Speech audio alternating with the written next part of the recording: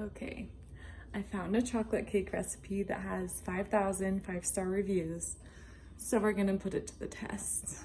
Lucy just started napping about 20 minutes ago, so I'm gonna start gathering the ingredients and we'll see if it's truly fail-proof, and we'll see if I can pull this off. Okay, it calls for 2 cups flour, so I just I don't know. I took a home ec class. What is it called? Family and Consumer Sciences class. And they would like have us sift all the flour. And they were like, it's so important to sift the flour or else your cake will be too dense and too compact. I don't know. I'm not that strict about it, and maybe that's why nothing ever turns out. But I just like to fluff the flour beforehand and then level it out with a knife. There's 1 cup. Second cup. Just a few little fluffs and shakes.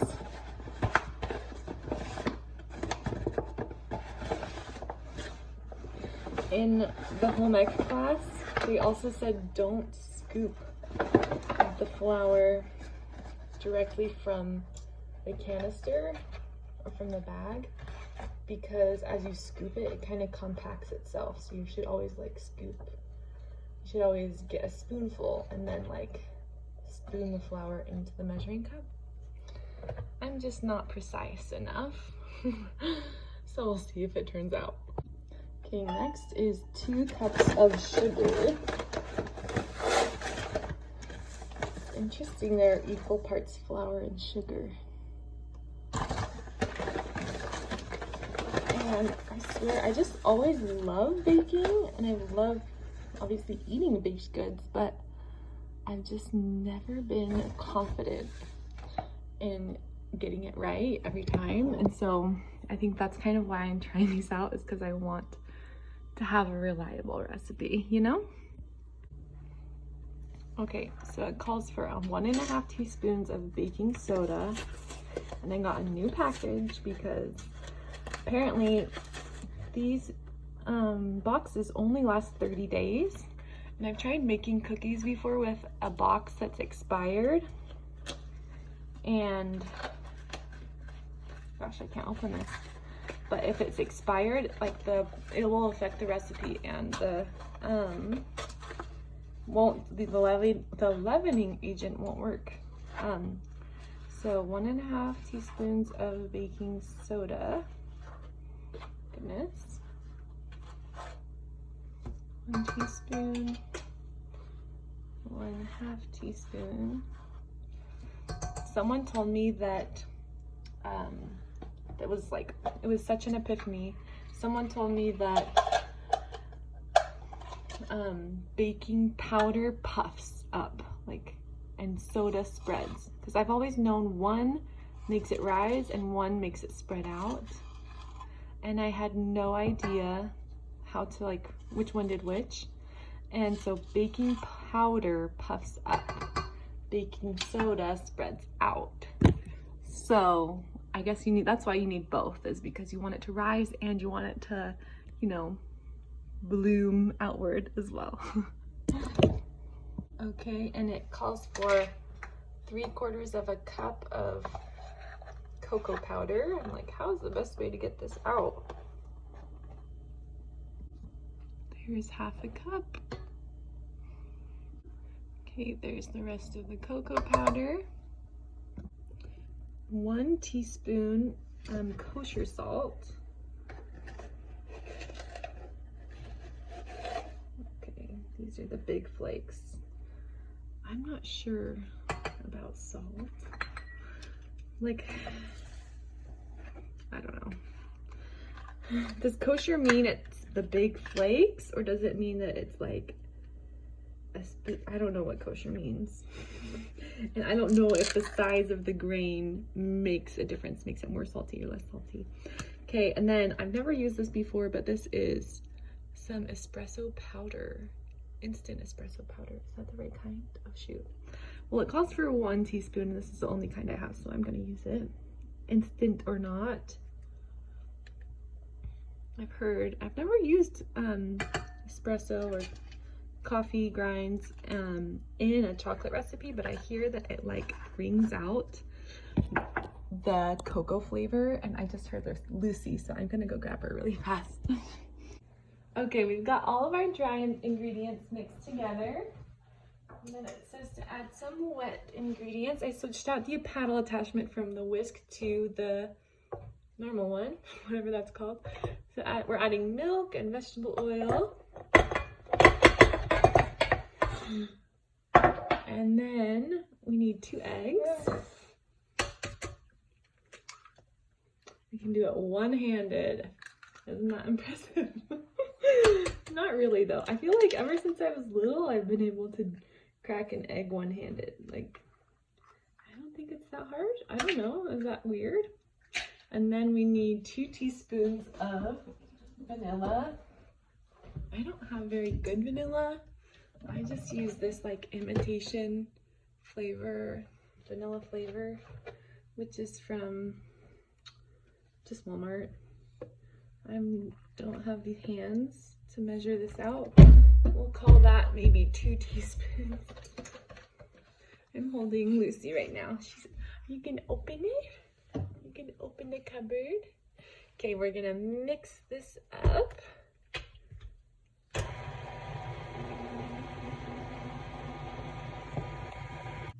Okay, it's mixed pretty well. Let me just scrape the sides.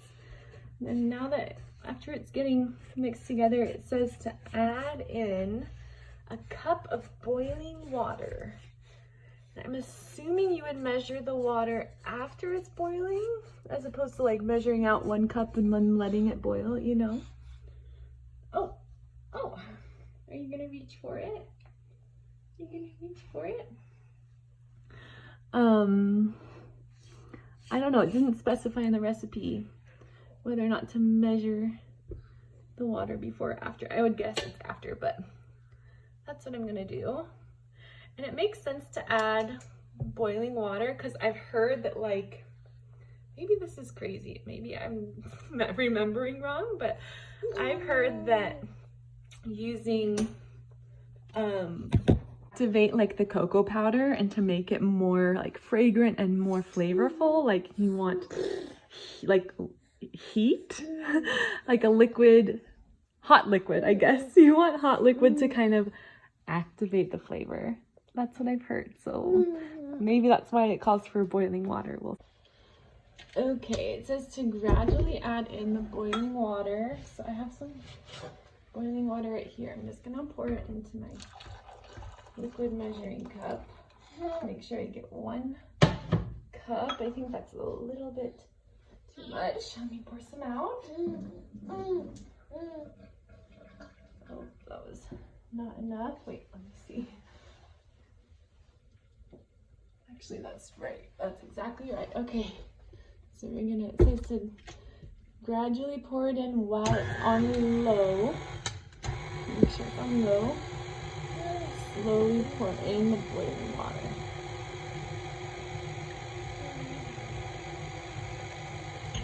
Oh, it's gonna splash everywhere. That's why it says to do it slowly.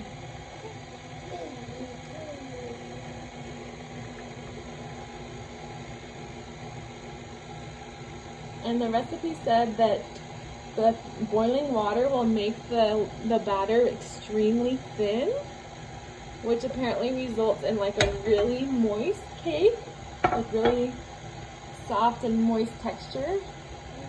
So we got that all mixed in.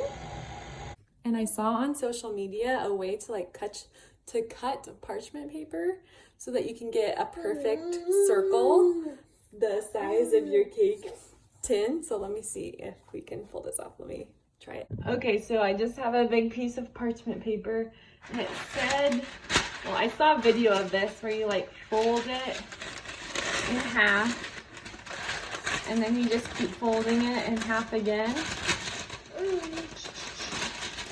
It's almost like until you're about to cut it like a snowflake, but I guess not really a snowflake. But yeah, you just keep folding it and half again, and half again. Okay, so you just fold it in half over and over again. So you get like this triangle shape. It's really long and narrow. And then you flip over the pin and you put the piece in so it's like just a radius of the circle, just like halfway. And then you cut it at about that place. Let me see if I make sure I got a good size. Maybe a little, cut off a little bit more. Maybe, hopefully it's not too small now. Okay, so then you just unwrap it.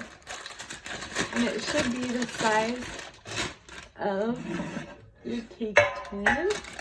Let's see. That's pretty good. It worked! I'm honestly shocked. Obviously the edges aren't completely smooth, but it'll work, it'll do. Okay, we have our 2 cake pans here, and we're just gonna try our best to pour it out evenly. Maybe that's about half, I don't know. Now this side. Never been good at eyeballing it. I should probably use the scale or something to make sure it's exact. I don't know how important it is. I just don't want one to be like super thin and the other one to be super thick. Especially because it can affect the baking time too, right? Like, oh dear, I don't think I mixed this enough. Oh, wow. Okay, it says to bake for 30 to 35 minutes. I already tasted the batter and it tastes so good. Do you like it too? You didn't even have any, but you like it. It tastes good. So hopefully it says to bake for 30 to 35 minutes. So all of a sudden, we're eating lunch with Lucy and I smell something burning and I'm like, it can't be the cake. Like it must be something on the bottom of the oven or something. So I go in and look. It's the cake burning. The cake is overflowing. Can you see that? It's overflowing the cake tins. What is wrong with me? Like, did I do something wrong? Did I follow the recipe? I felt like I followed it exactly as it told me to. And it's like 5,000 5-star reviews. And of course, like the cake doesn't turn out. So I'm like, I used 9-inch baking pans. My first thought was like, okay, maybe the pans are too small, but that's the size they recommended. I bought special pans for this. You would think it would work. I don't know why else it would overflow. Maybe I did too much like baking soda or baking powder or something. I can't figure it out. Okay, these are how they turned out. Like, as you can see, it's just overflowing. It dripped off the edge right there. I don't know what caused this. What in the world? My only other thought would be maybe it was the boiling water, because I boiled a bunch of water and then I poured that boiling water into a liquid measuring cup. So it was like exactly 1 cup of water that had been boiling. But what if I'm supposed to measure the water, and then let it come to a boil, and then whatever is left, pour it in? Maybe that's what caused it. I don't know. Let me double check to make sure I have the right size pans, because that is so obscure that would happen. Okay, they have cooled. Let's see if they will come out. Okay, I guess I can't really loosen the edges. Oh dear. Okay, that's kind of weird. It's like caving in. Oh my gosh, and it's like oily. Maybe I added too much oil when I measured. Anyways, hold on. Oh my gosh, it's like sticky and oily. This is not right. I think I added too much oil. And when I measured the oil, I put the milk in the liquid measuring cup first, because it was like 1 cup of milk, and then it called for half a cup of vegetable oil. And so I just continued pouring. I measured the milk, and then I topped it off with vegetable oil until it was at 1.5 cups. But maybe I mismeasured because of that. I should have measured them separately. You okay? Sticky to the touch and it's oily. I don't know what would cause. Okay, same thing for this one. I'm just gonna flip it out and see if it will come out. These pieces are like crusted over the edge. Maybe I should loosen it with a knife. Let's take off the parchment paper. Yeah, it's like sticky and sunken in the middle. You see it just like collapsing on itself. Oh my goodness. It's like a volcano. But as I'm trying to pick it up, it's like so fragile and so flexible. I don't dare pick it up. Okay, it's a whole different day. I put those cakes in the freezer and today I'm gonna try to make some icing and plate it, ice it, and we'll see if these turned out. Okay, I've got 1.5 cups of butter softened. So it said to sift the cocoa powder beforehand so there weren't any lumps, but I'm doing everything one-handed. I have Lucy here with me. Yeah. And so I didn't sift it, but I'm just mixing it with the butter. I added 1 cup of cocoa powder. This is the cocoa powder mixing in with the butter. Looks like it might take a while to incorporate. Okay, it looks like it's mostly incorporated. I just scraped the edges. Now we're just mixing it. It looks like fudge or something, like just really pure, creamy, dense chocolate. Now I'm adding 1 cup of powdered sugar, then a tablespoon of milk, and alternating every other until we add 5 cups of powdered sugar, and then see from there if it needs extra milk. So this is 1 cup powdered sugar.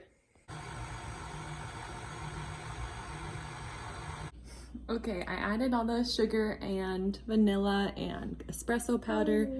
You want to say hi? Oh, yeah. And then, so it's all mixed up. Now we're gonna try and see if these frozen cakes will let me frost them. So this is one of the frozen cakes. I just wrapped them in saran wrap and then put them in a freezer safe bag.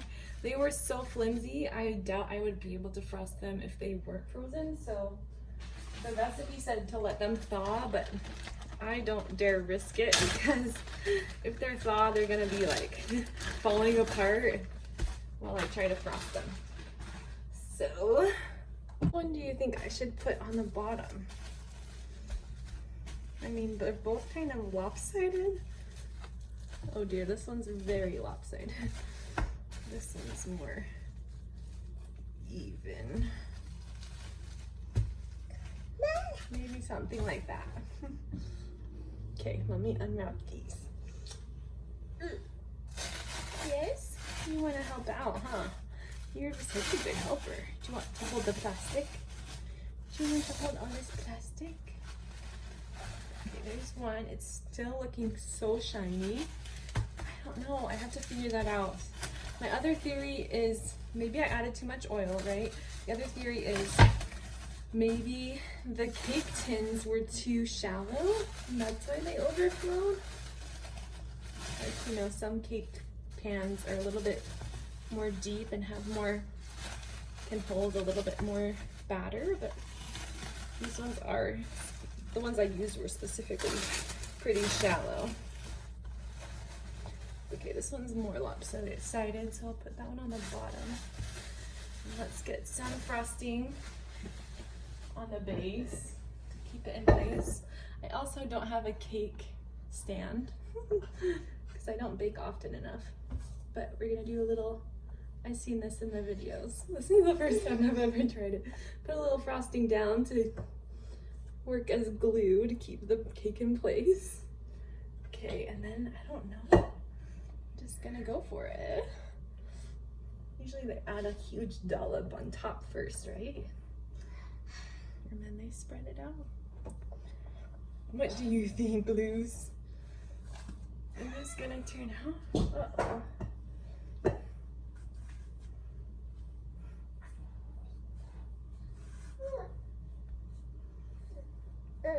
You want this spatula, huh? You want this spatula. Okay.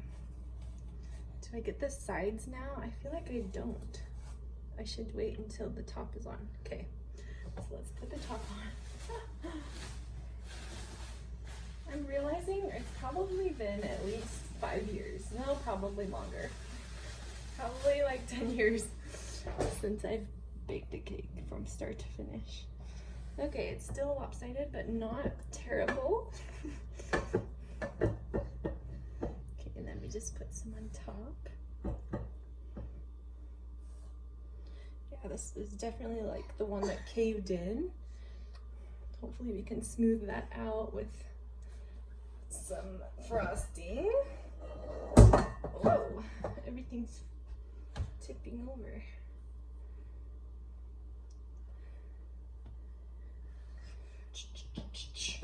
Whoa, loose.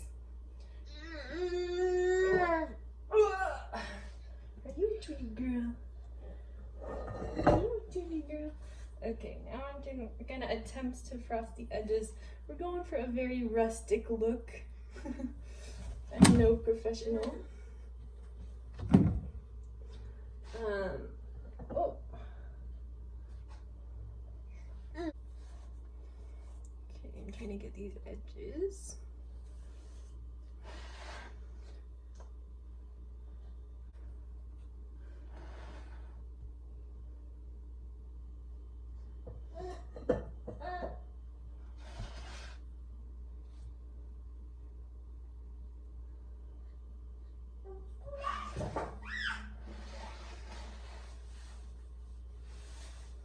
Okay, we're gonna call that good.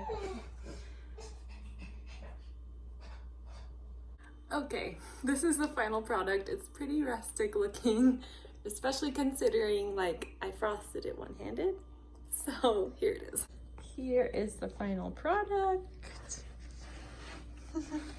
I mean, it's still probably a little bit lopsided, and I didn't frost the to the very bottom. I've heard if you put parchment paper along the edges, it can prevent smearing to make it a better presentation. But that's what we're doing today. That's how it turned out. Let's cut into it and give it a try. There's still some butter on this knife, so that's what that white part is. And the cake is still technically frozen, so we'll see how this turned out.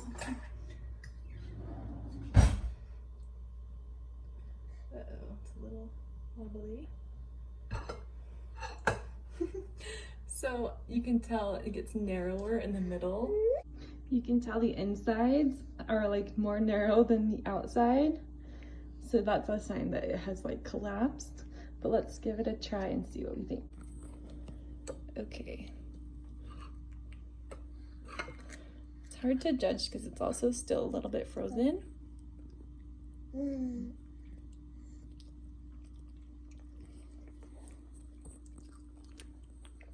The frosting is really good, really chocolatey. Like, this is a very chocolatey cake.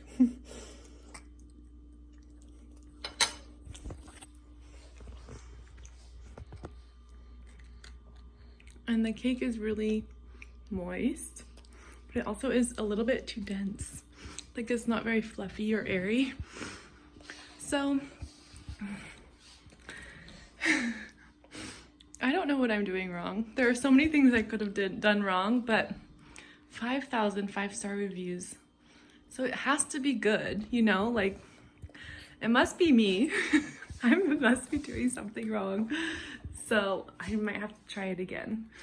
Figure out how to perfect this recipe.